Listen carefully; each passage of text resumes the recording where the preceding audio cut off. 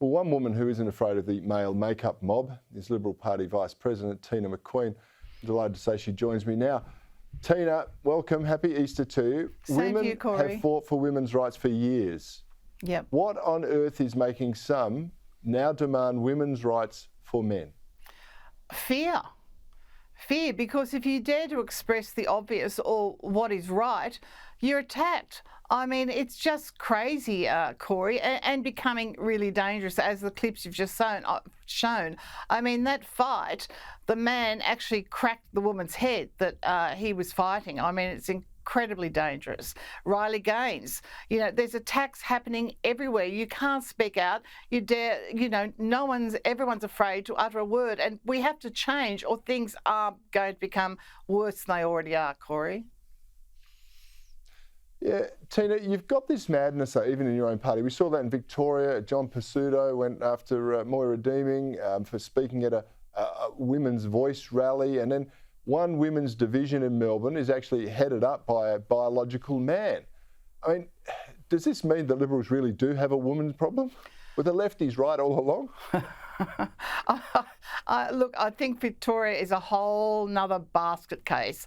You know, they're sort of writing off the Liberal Party because of the Aston by-election, a whole pile of things. But unless, as I've said over and over, we become a principled party, stand by those principles, and Peter Dutton is certainly heading in the right direction with his backing of The Voice and his stance on The Voice. I think it's a new dawn for us. We've suffered our defeats, and I think we're going to move forward stronger and better. And more conviction, Cory. That's what we need in the Liberal Party, more conviction. Yeah, I absolutely agree with that. And it was one of the things that I lamented when I was a member of that organisation. I tried to change it, but that didn't work either. Hey, still with the Libs, though, I've got to get your opinion on this. Former Minister Ken Wyatt quit the party this week over The Voice. You just talked about that. How do you respond to someone of his profile quitting the Liberal Party in such a manner? I think he's looking for a high-profile job with the Albanese government, Cory. That's what I think. I mean, how incredibly disrespectful of him, who is a Minister of the Crown during a very good government. I mean, the Liberal Party was incredibly good to Ken Wyatt, and he served us well. But to do this is absolutely disgraceful. And I think he has a whole another agenda in mind. That's obvious. But here's part of the challenge, Teena. I mean, earlier in the show, I talked about Malcolm Turnbull in 2017, I think it was, could have been a bit later, talking about how The Voice was inequitable, it was un-Australian effectively. Ken Wyatt was part of his government, I understand. He was in the party that whole time. The Liberal Party's never endorsed this Voice. They've always had huge questions about it. Yeah. You know, why wasn't there a stronger stand taken when he was part of the parliament? Exactly. Ken Wyatt never spoke up there, never uttered a word.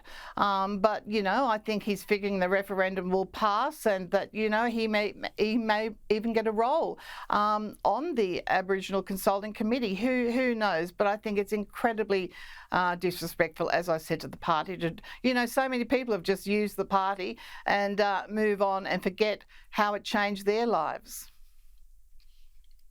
Oh, I can read Twitter now saying you're talking to Bernardi, who left the party while he was in there, and you know, that's a matter of a contentious discussion, Teena. Well, Cory, you I know I did very, it not for self-interest. No, you tried very hard. I know for a fact you tried very hard to steer our ship in the right direction. And I think when you realised there was no hope, you know, you did what was right for you. So they can't say that about you, Cory. Totally different situation. And where is all the ridicule of the Labor people that are supporting The Voice? I mean, Graham Richardson, I speak to a lot of Labor members who have no intention of voting yes for the referendum.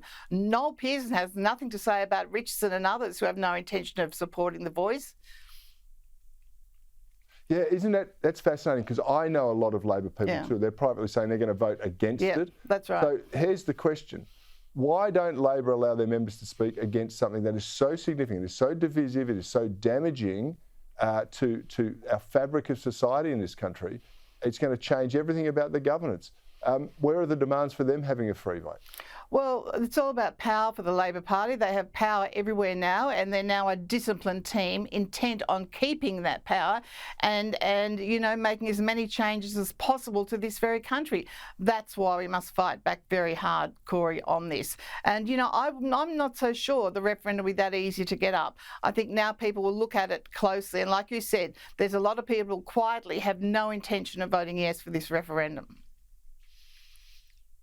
Yeah, before I let you go, Teena, today's Easter Sunday. It's a very significant day for a lot of Christians, and the Orthodox, it's Palm Sunday. Is Easter still a relevant thing in your family life? Is it still relevant to a lot of Australians, or is it just a long weekend, do you think? No, it's very, very relevant in my family, Cory. Very relevant, very relevant. We attend services.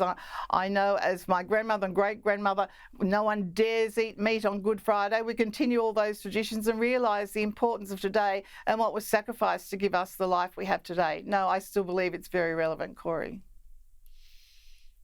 So do I, Teena, and I actually enjoyed the services that I went to too. Teena McQueen, thank you. Happy Easter to you. Thanks for joining me on Bernardi. It's always a great pleasure, and we will talk again very, very soon.